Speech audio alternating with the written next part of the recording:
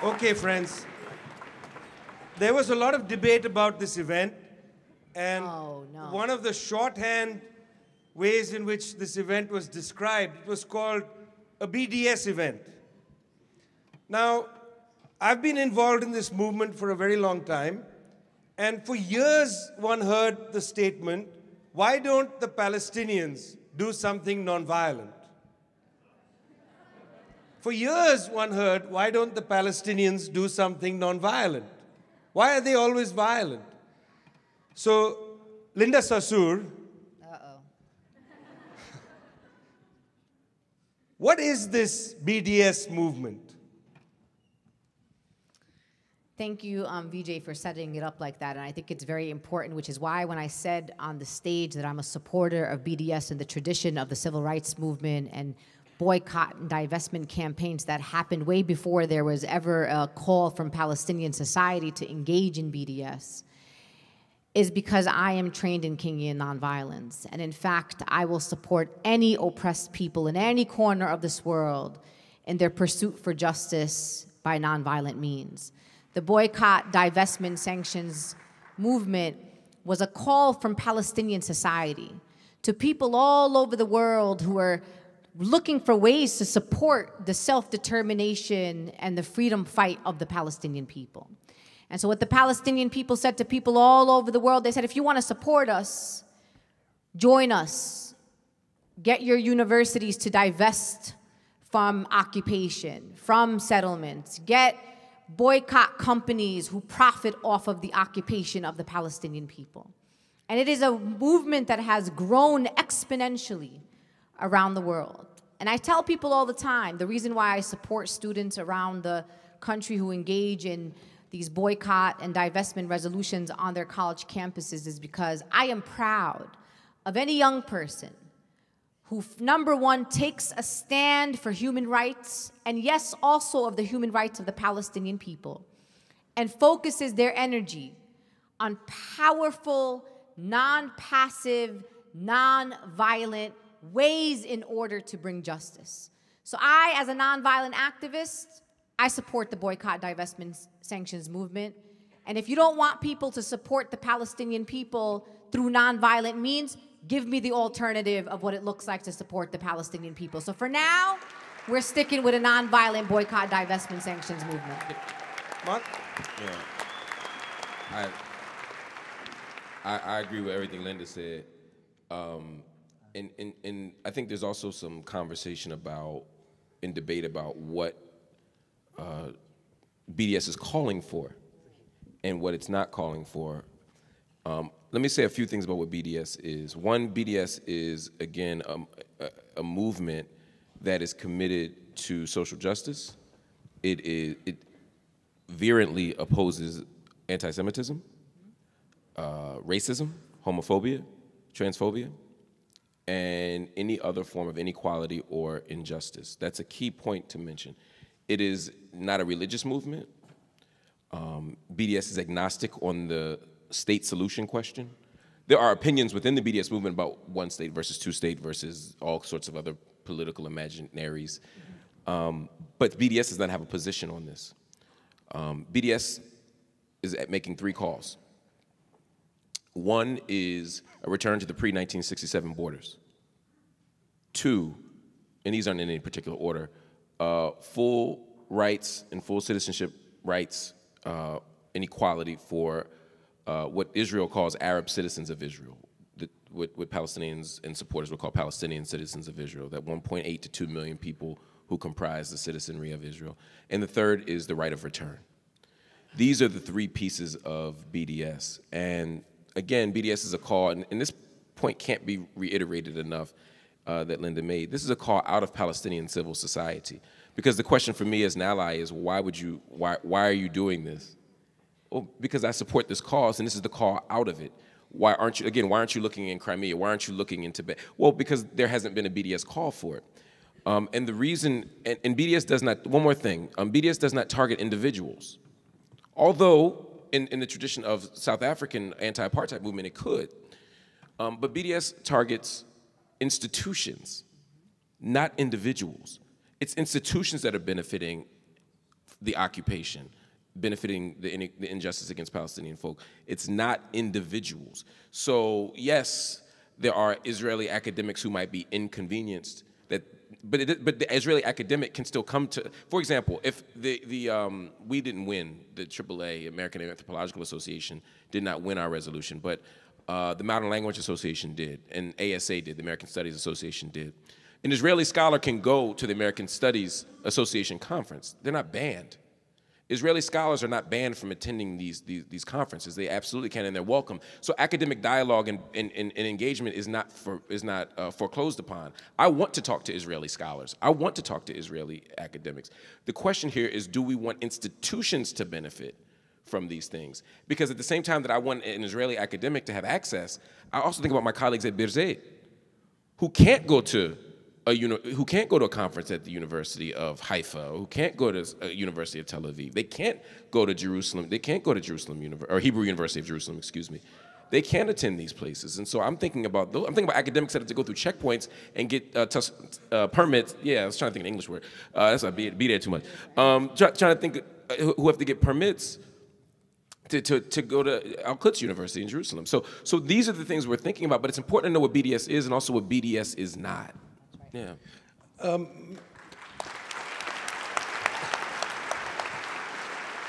I mean, this is absolutely a point that is never brought up, which is the academic boycott of Palestinian academics. Right. Not only in the West Bank, but in Gaza. Exactly. Where in Gaza University, people get even Fulbrights and can't come and take them. I don't know anything about American football, Dave, but I really don't know anything. But I did read up on your writings on Michael Bennett. I had to even look at his name, who is from the Seattle Seahawks. Well, now he's on your New England Patriots. Boo! I'm an Eagles fan. Whooped y'all ass last year. Well, the Michael Bennett story is a fantastic one because it shows the power of the person who opened tonight, and that's the great Angela Davis. Michael Bennett is somebody who had agreed with other NFL players to go on a trip to Israel. It was all expenses paid. It was a trip to Israel. It was going to be NFL players going to Israel. It looked like it was going to be a blast. He said yes without giving it a second thought.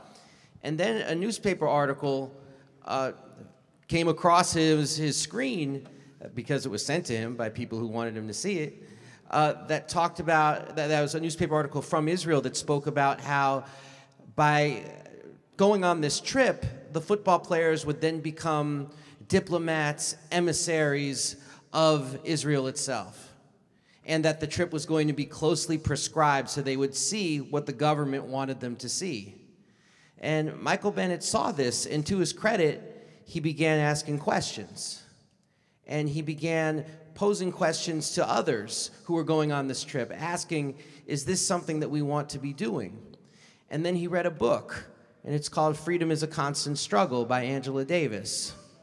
And he started to think about Ferguson, and he started to think about Palestine, and he learned for the first time that activists in these disparate places have been in contact with one another, advising each other, speaking to each other, giving support to each other, giving tactical advice to each other about how to resist things like tear gas.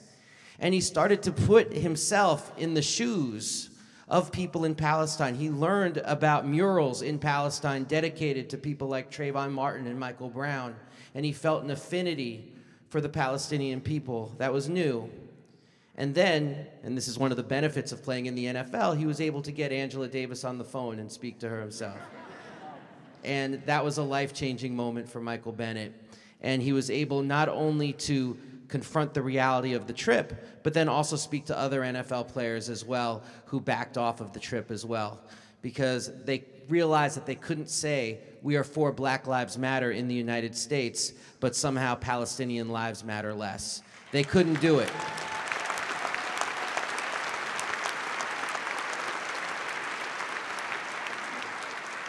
And for Michael, I remember talking to him and him speaking about it being like a Dr. King moment when Dr. King said, you know, I could no longer raise my voice against violence in the urban ghettos when the United States is the greatest purveyor of violence throughout the world.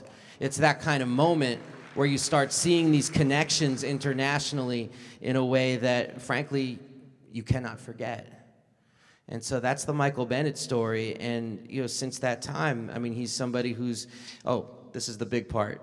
I left out the punchline, which, not that it's funny, but what happened then was that he came out with a very public statement about why it was that he wasn't going to go. And he quoted 1968 Olympian John Carlos, who raised his fist on the medal stand, and John Carlos said, you know, there is no partial commitment to social justice. You're either in or you're out. Right. And being in means you stand with the Palestinian people. And that became a huge news story throughout the world. And Michael Bennett was shocked at how viral this went, about hearing from people all over the world. But the end result of it, what he said was, he said, it wasn't the hate I received, it was the joy I received of people who felt like they were actually visible and being heard.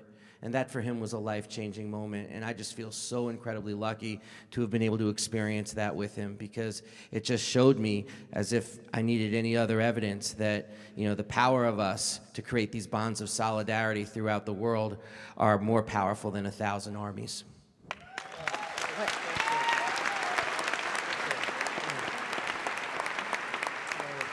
Dave is being really humble, but he also wrote a book with Michael Bennett called Things That Make White People Feel Uncomfortable, or something like that. Yeah. So just want to make sure that you don't be too humble now, Dave.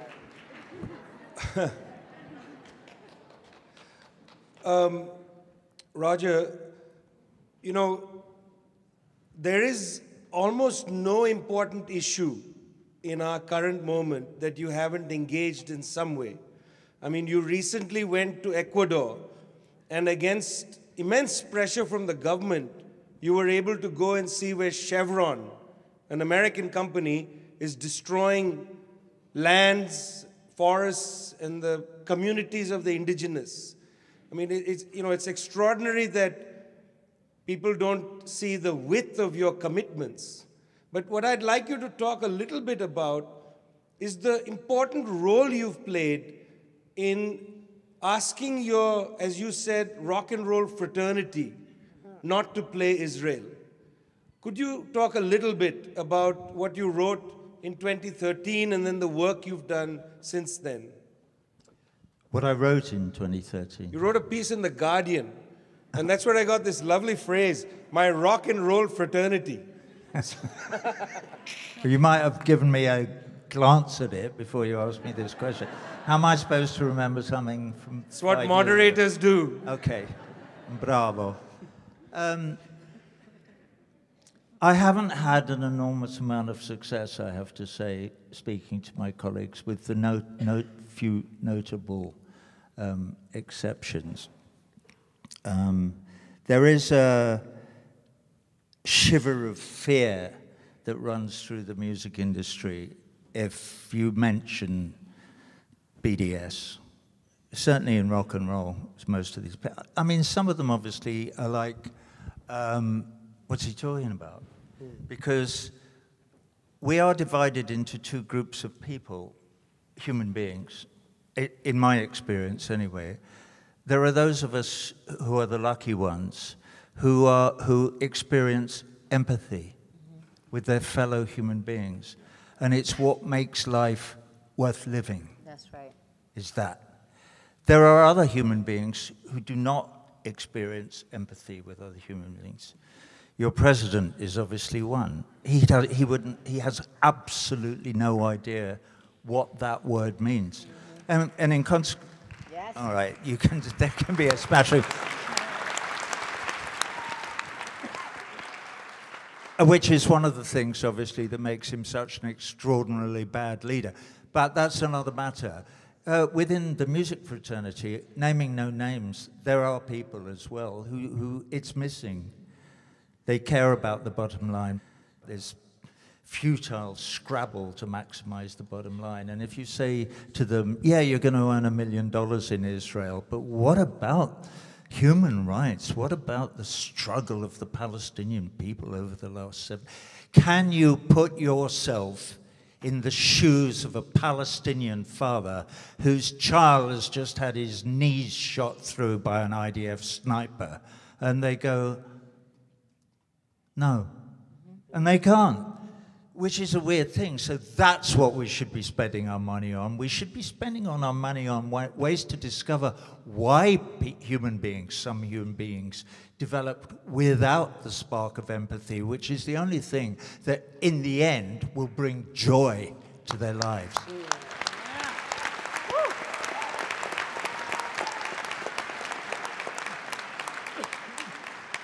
I mean, that's the line in the poem, is this the life we really want? I mean, it's a question of humanity. What kind of human? You know, it's an odd place we're in now in this conversation. I wouldn't say it's just in the United States. I think this is a global conversation. This place where the phrase anti-Semitism is used to quiet certain voices. When, you know, we all understand that there are real anti-Semites in places of genuine power, dangerous people, and so on. One of the questions that's come from the audience is, you know, do you think Ilhan Omar uses anti-Semitic tropes, for instance? It's a question. It's a question. It's come from the audience. I looked at it. I thought this is interesting. Why is this an important question? Linda? I think this is a very important question. We need to have an honest conversation about it. You know, one of the things that, you know, and Marc said this earlier when he was on the stage, you know, this idea of calling Marc or me or so many others, I can sit here for days and name other people who've been called anti-Semitic, is actually a disservice to Jewish people. Because what it does is, now you can sit here and say you vehemently disagree with us. Absolutely. We have different positions on Israel. We have different experiences. We come from different places. And we could have a spirited debate. And we can all go home and we can say we went to this event and we didn't agree with a damn thing anybody said. And that's okay. Because we live in a country, we live in a democracy, we all have different opinions. But when you start calling people like us anti-Semitic, you distract from real violent anti-Semitism in America. When anti-Semitism becomes black people and people of color who are the natural allies of the Jewish people, who also are black and Arab, let's be clear too, it is a disservice to Jews. And for our Jewish family who doesn't know how to feel about this disagreement on Israel, the question to ask yourself is this. There has to be or maybe not the question, but the distinction that has to be made between feeling uncomfortable and unsafe. We don't make you unsafe. We might make you uncomfortable. I'm not going to deny that. Now, so when it comes to Ilhan Omar, and I've been in this same position as Ilhan Omar many times, this idea of whether we are using tropes or anti-Semitic tropes. The question is, are there tropes being used against us? The way in which we have framed Ilhan Omar is through an Orientalist trope that basically says that we as Muslims are inherently anti-Semitic.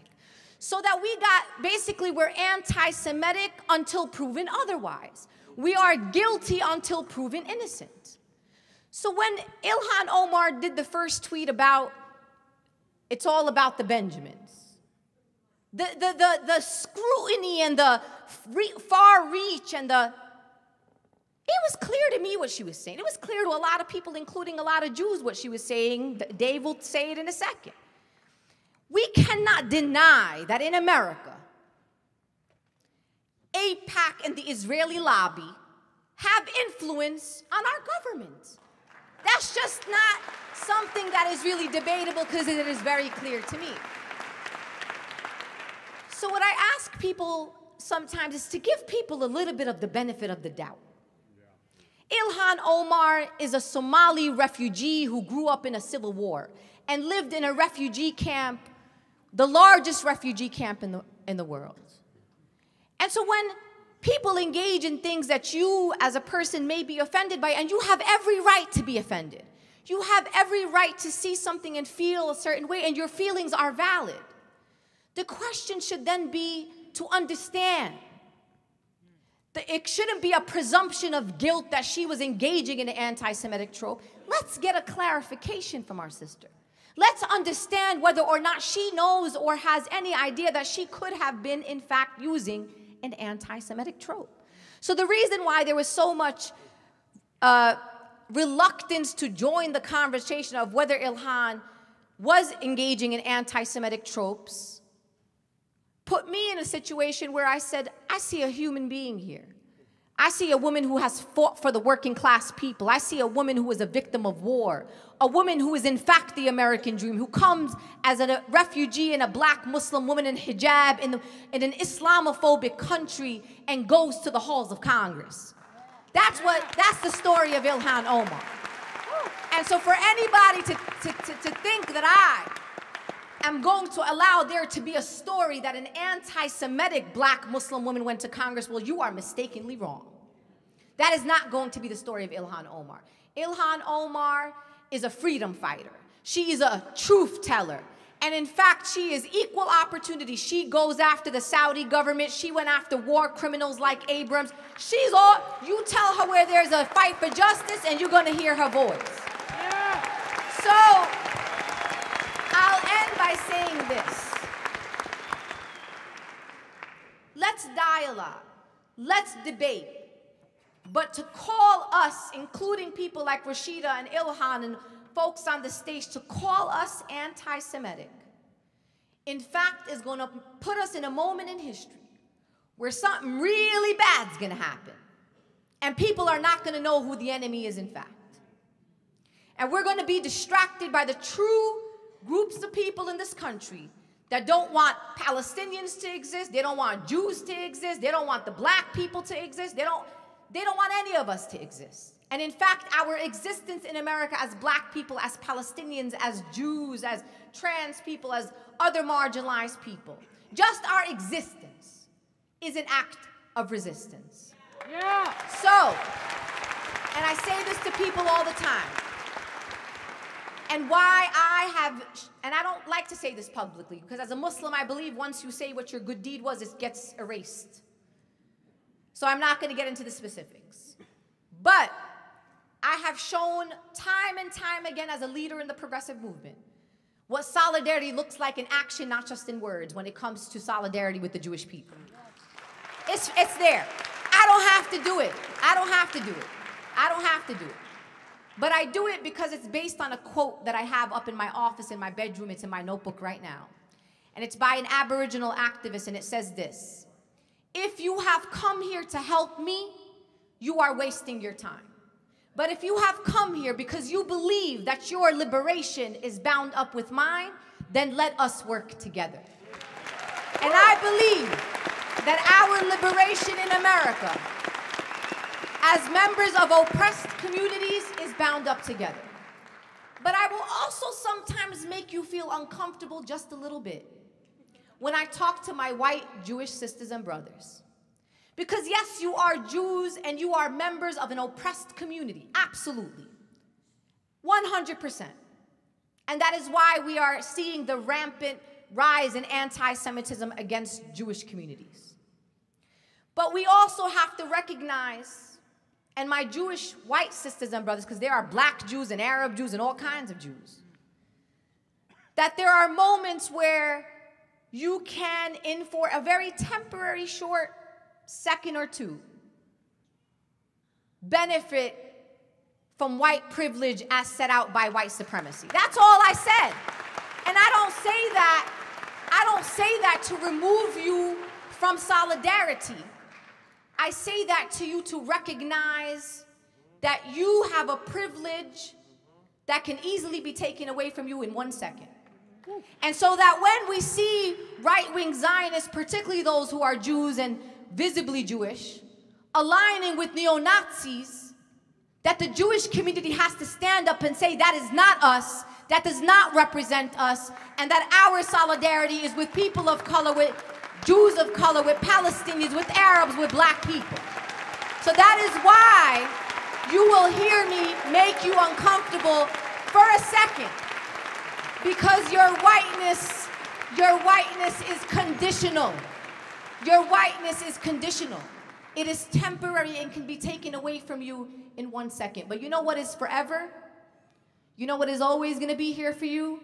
This progressive solidarity movement that we have built is your home, and you belong in it, and it won't be whole without you. So don't sit at home trying to decide based on the right telling you there's anti-Semitism in the right and anti-Semitism in the left.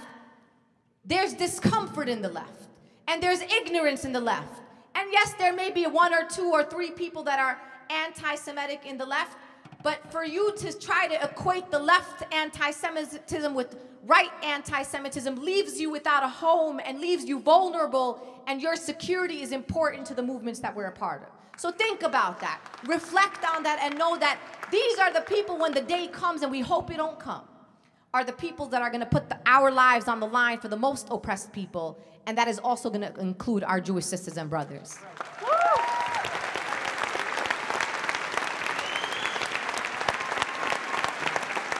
Bravo. Yeah, my 2-penneth on Ilhan Omar is that anyone in this room who has not watched all 4 episodes of The Lobby, which was an Al Jazeera investigative documentary, should make sure that they go on the internet, find it, and watch them. Further to the Benjamins. You know, when you were speaking, Mark, you talked about seeing very difficult sites in the West Bank. Like you, I have seen similar things in the West Bank. Of course, nothing approaches the situation of Gaza. Nothing approaches the situation of Gaza. And you know, the question that I'm going to read to you comes from the audience. And it's extraordinary because rather than reflect on the extraordinary structural violence every day in Palestine, the question we got is, what do you say about the rockets that are being fired into Israel? Okay. There are rockets being fired into Israel. That is an actual fact on the ground. I think, though, that it would be problematic and short-sighted and intellectually dishonest to not take a step back and look at the full context of Gaza, right? Because you can't look at one piece and disconnect it from everything else. No, Excuse me.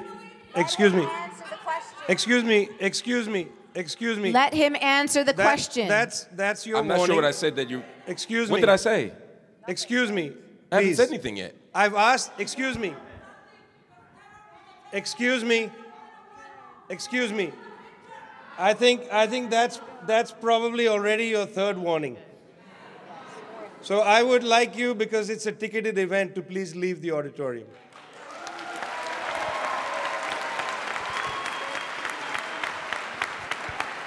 You know, excuse me, my brother. Can you do this? Can you do this? Me. It's my brother right here. Would you mind allowing us to finish the I'd rather you stay if you can just not interrupt us as we talk. I understand you might disagree with me. The only thing I would ask is let me say it before you disagree with it. Yeah, exactly. Just, you'll let me finish. Please. I appreciate your generosity. Please. But please allow me to finish. Please allow me to finish. I respect your point of view. I want you to be able to stay. I want you to be able to listen. I want to be able to have a dialogue, but we can't do that if the moment I grab the mic, you start yelling over me. Excuse me, well, no, I've asked a panel. question from the audience. Let him answer the question. Relax. And so... Relax. Can I make an observation, Mark? I'd like to make an observation here. All of us, I'd like to make an observation here, and my voice is very loud. Yeah. Please, go ahead. I'd like to make an observation. It's very interesting to me that there is many people up here that are talking. But the most opposition, hold on a second here. The most opposition has been to a black man speaking in this room. So,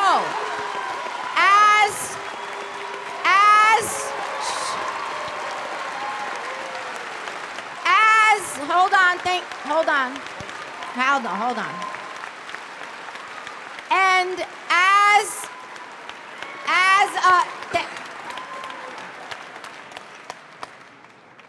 And sometimes you just gotta put it out there. And as a Palestinian-American, I am telling you that it's better for you to wait and listen and then disagree. Because you came here already with whatever. Give us a chance to speak, and in fact, give the black man a chance to speak in America.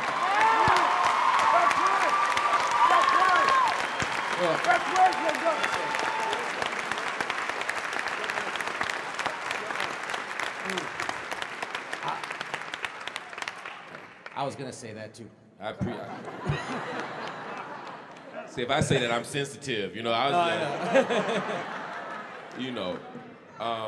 I think we have to look at the context of Gaza, and when you look at first we have to look at, because one of the big arguments is, well, Gaza is controlled by Hamas. This is not Israel, and therefore any problems that happen in Gaza are Gaza's own problems. I think that's something we have to look at first. When Israel leaves Gaza, and Hamas is democratically elected, there is still Israel bordering Gaza by land, by air, by sea, the electromagnetic sphere, the population registry. Gaza has never had a full moment, a single moment of self-determination. That's something that's important to note. Many of us who are critical of what's happening in Gaza are also critical of Hamas. I won't speak for everybody up here. I'm critical of Hamas. I think there's often a kind of thing where you have to almost ritually denounce Hamas to have any conversation about the occupation, which I think is problematic. But I'm critical of Hamas for many. I'm critical of the Palestinian Authority. Yeah, exactly. In fact,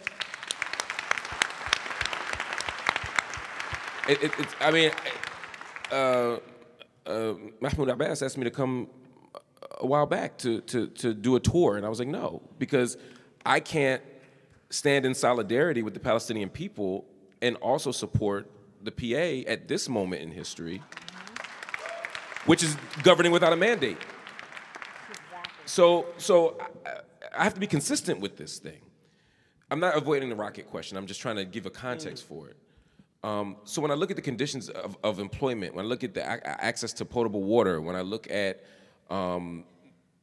almost every measure of social prosperity that we use in the developed world, Gaza is in crisis. There's studies that say Gaza will be uninhabitable in the next 18 months. Yep. Literally uninhabitable. Well, so this is the context. And I think it's too often that we look at the question of resistance outside in a vacuum. So to look at rocket fire and not look at the violence of the occupation itself, to not look at the violence of structural deprivation, I think would be dishonest. This is not to say that every act is a righteous one. This is not to say that nothing is terrorism. This is not to say that should not be a moral critique of anything. I'm not saying that.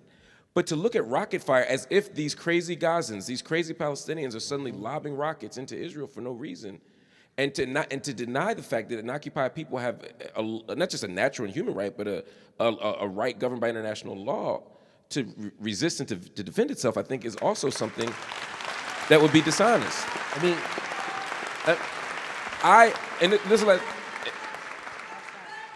so I know the applause. Excuse me. I think it's a great question.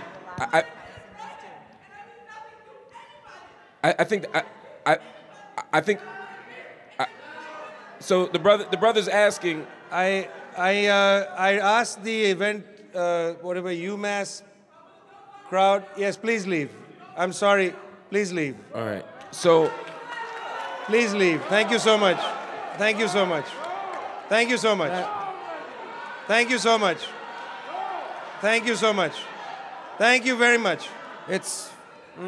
Thank you so much. yeah. So, and so, Excuse me, I thought you were leaving. I thought you were leaving. Thank you.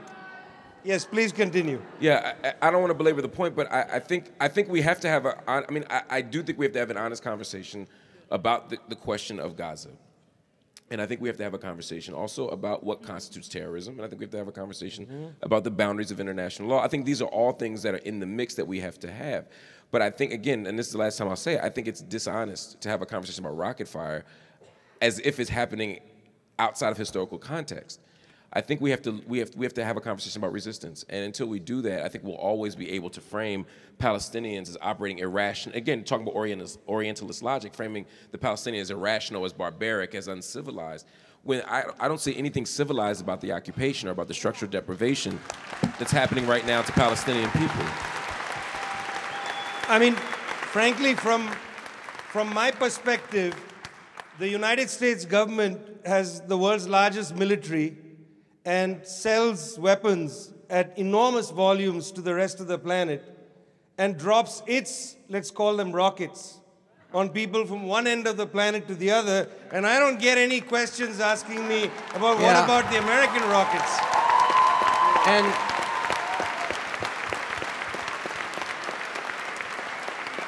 And I just say, David? Just to say, I find it remarkable how quickly we forget Operation Cast Lead from 2014. 400 children, according to the UN, being killed, 1,400 Palestinians being killed. It's just, once again, another example about whose lives are considered worthy of standing up in a crowded meeting and protesting, and whose weren't. I mean, you know what? You can say that all you want, but it doesn't change the fact that you are on the wrong side of history. I'm sorry. And it doesn't change the fact. It doesn't change the fact. It doesn't change the fact that the platform on which you are speaking is a platform made up of the bodies of dead Palestinians. That's the platform on which you are standing. Shame on you. Shame on you.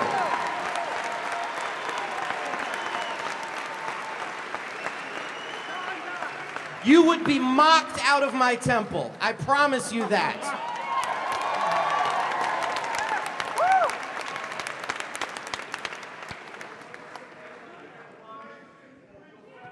Okay. Let me ask a good question now. Yes, thanks a lot.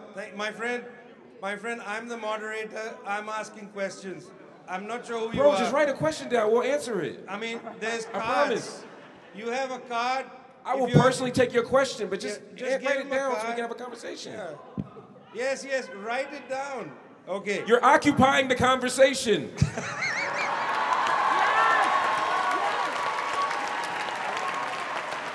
Damn. Okay. Gotta remember that line for the next time. Wow. Yes.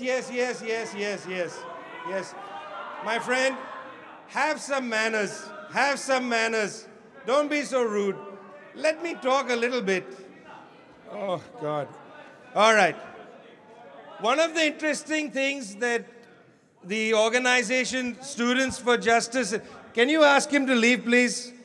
Because I think this is it's just rude. It's just rude. It's very rude. You can have free speech, but we have rules. Don't be so rude. You know what? It's also childish. It's also childish. Although, why should I insult children? Extraordinary. Yeah. Why should I insult children? Extraordinary. I wanted us to talk a little bit about the group called Students for Justice in Palestine. Now, it's an interesting thing. It's an interesting thing that when young students on American college campuses approach the question of Palestine, the very name itself seems to irk people.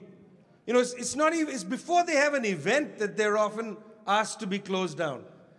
So I've always found this very peculiar, this whole thing about we're against boycotts, we're for free speech, except if the group is called Students for Justice in Palestine. Then the group must be closed down beforehand. I have a very sincere, nice question here, which is asking us, what options should student activists take when they are publicly smeared during pro-Palestinian advocacy? You should know that we're with you. The 3, 4 of us, 5 of us on this panel, all the Students for Justice who are here in this university, who are doing the work now, are taking the responsibility for moving this movement forward, who are trying to spread love and universal brotherhood with all our brothers and sisters all over the world, irrespective of their ethnicity or religion or nationality.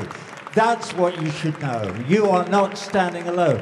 When I told my little story about being in Neve Shalom and finishing the show and going, you are the generation of young Israelis who need to stand up and make peace with your neighbors, it was silence. It was like a steel shutter going down. If I'd said that in an American university here, somewhere in the United States 10 years ago, there would have been a handful of you in here. Now you are many. We are many. And we will overcome. We will give our love to the rest of the world. We will not listen to the naysayers. That's it. Thank you. Yeah, Students for Justice in Palestine.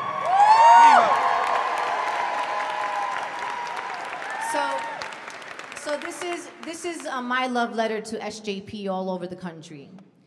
And you should actually be honored when you are slandered. You should be honored when you are libeled. And I'm going to tell you why. Because you stand in a long tradition of freedom fighters in this country, many of them students and those of your age, who decided and made a choice to stand up even if they were alone. When we look at many of our leaders now, and you look at the Angela Davises of the world, you look at the Diane Nashes, the Ella Bakers, the Dr. Martin Luther Kings, the Congressman John Lewises, and all these folks, you see them as old people. Seriously.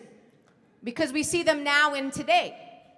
These people were 17, 18, 20, 21, 22 when they decided to stand up and organize. And did you ever wonder, with an opposition that is well-resourced, that they would decide to target poor college students? Like, you know what I'm saying? This is really something that has been beyond me. The lawsuits, the slander campaigns, the opposition from administrations, all of this just leads me to one conclusion. You are on the right side of history. And you may not be loved right now, but I will guarantee you, 20, 30 years from now, people will look back and say, that's how we got justice. That's how the student movement flared up across the country, and it was under the leadership of those who were courageous and brave and committed and joined Students for Justice in Palestine.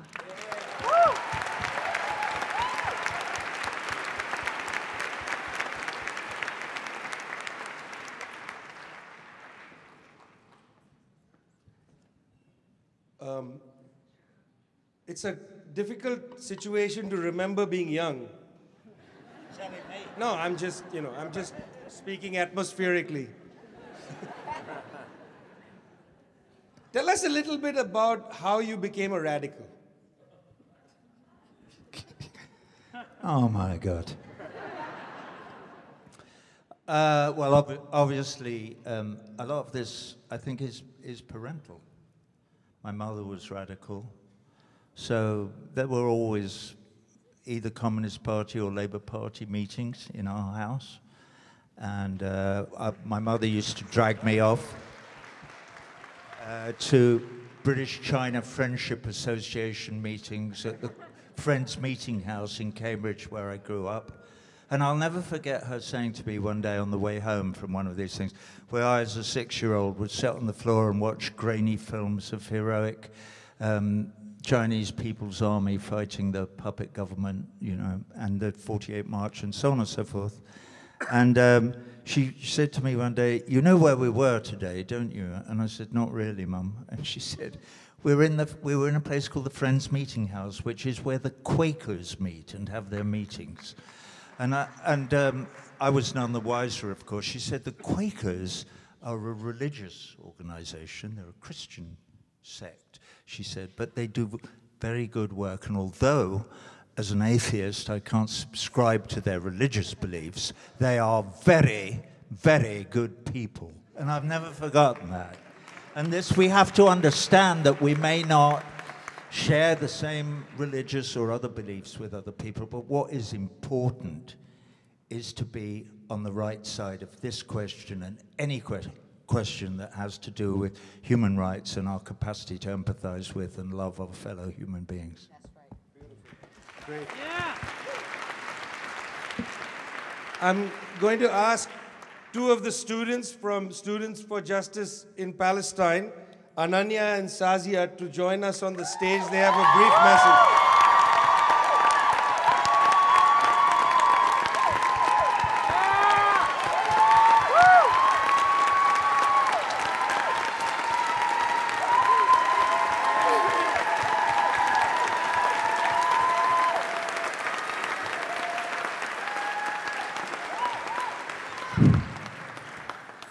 Hi everyone, my name is Ananya and I'm the president of Students for Justice in Palestine here at UMass. And before we leave tonight, I really want to take a moment to thank a lot of the student organizations that have supported us in these past few weeks. As a student on campus, we have been painted as dangerous to the student community, and that is extremely isolating and frightening at the same time. So with that in mind, I really want to thank UMass Black Student Union,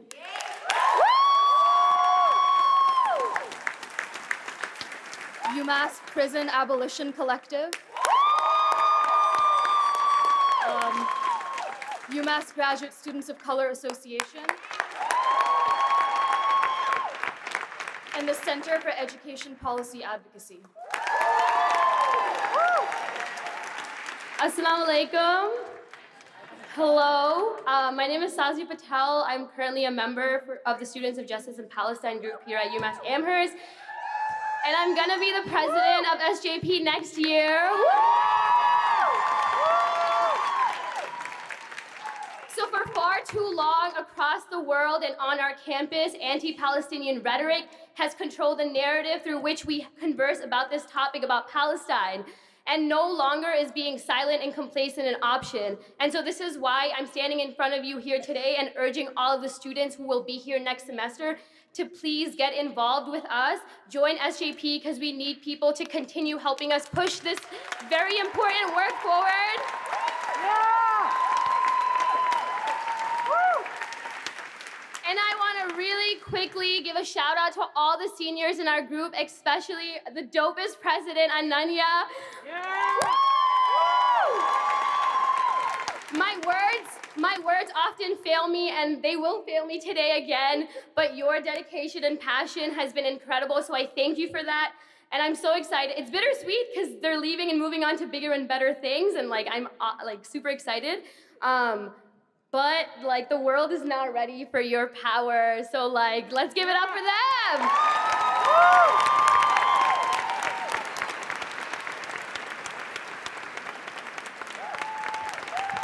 Bravo.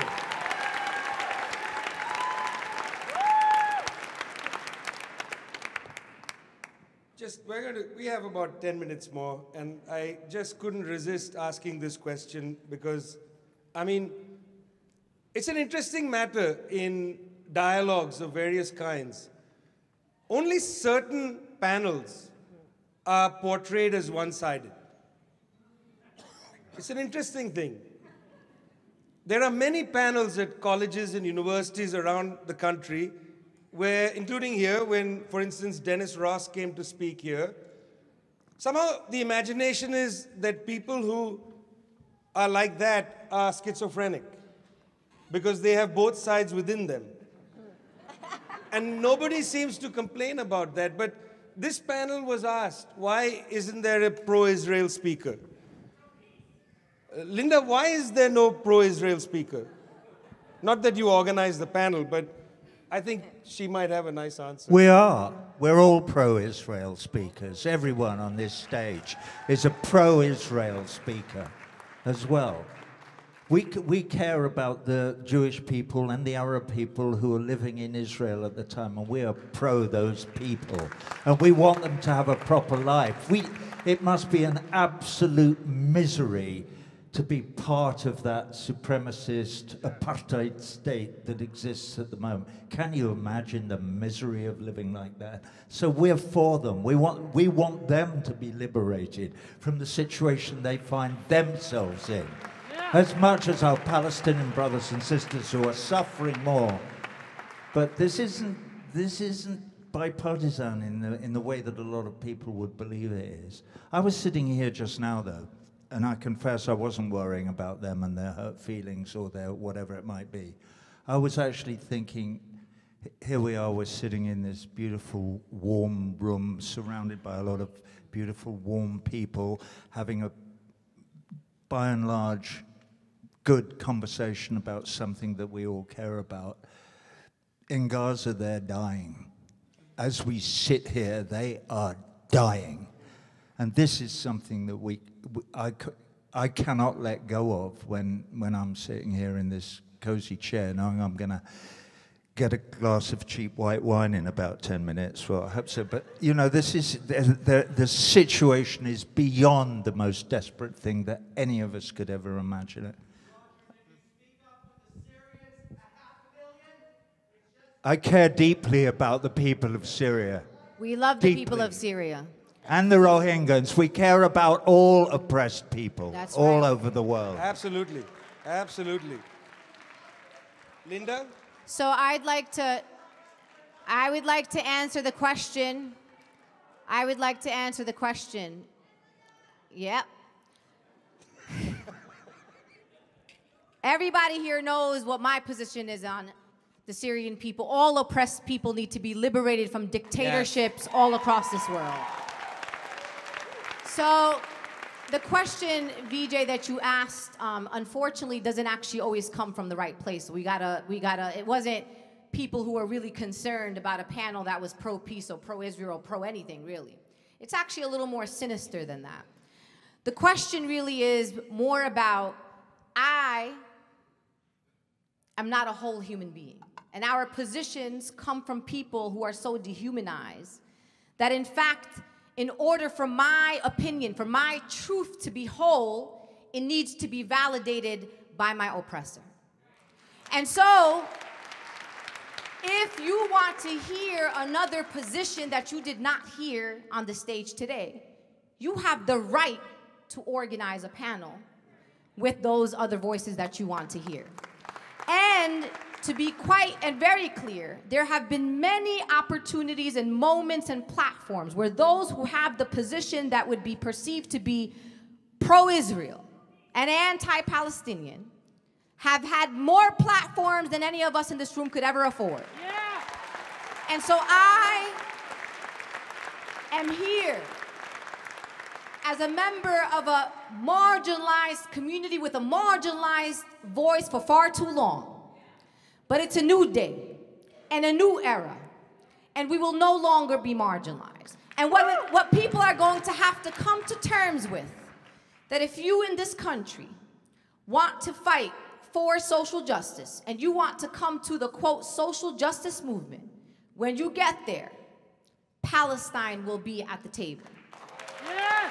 And we came here today, and Vijay said this very clearly in the beginning. This should never been I should never have to be in any space in America fighting for my right to speak about anything. We should have, and I came here today for a very specific reason, to do justice for the Palestinian people. I want the Palestinian people to know that there are Palestinians, generations of Palestinians in the diaspora that will never forget where we came from, that will never forget the blood that runs through our veins, and that we are here with a responsibility to keep Palestine alive, because the opposition wants nothing more than for us as Palestinians born in the diaspora to forget. But I will tell you right now, we will never forget. And our children and great-great-grandchildren will never forget until there is a free and liberated Palestine.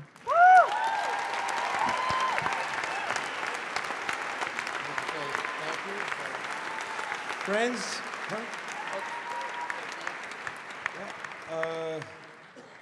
I want to first thank, thanks a lot.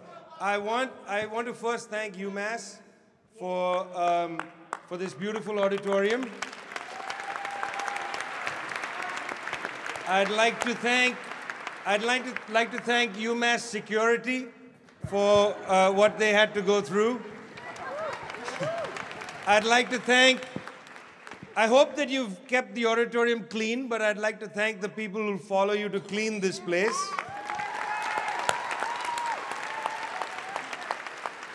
I want to say that I'd like to offer Roger an invitation to come here to the Mullins Center to play a big concert, which is pro-Palestine. Maybe. I'd like to thank MEF for organizing this event.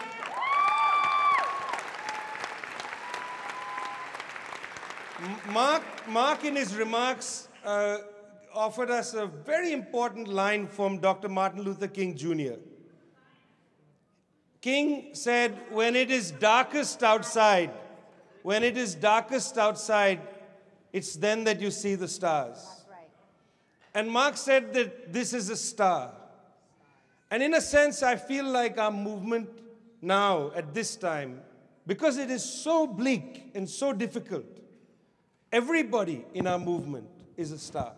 Right. So from the very bottom of my heart, I want to thank the stars on the stage, Dave Zirin,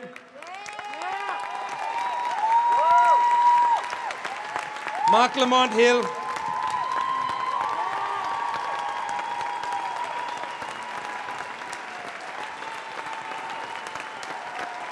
Linda Sarsour,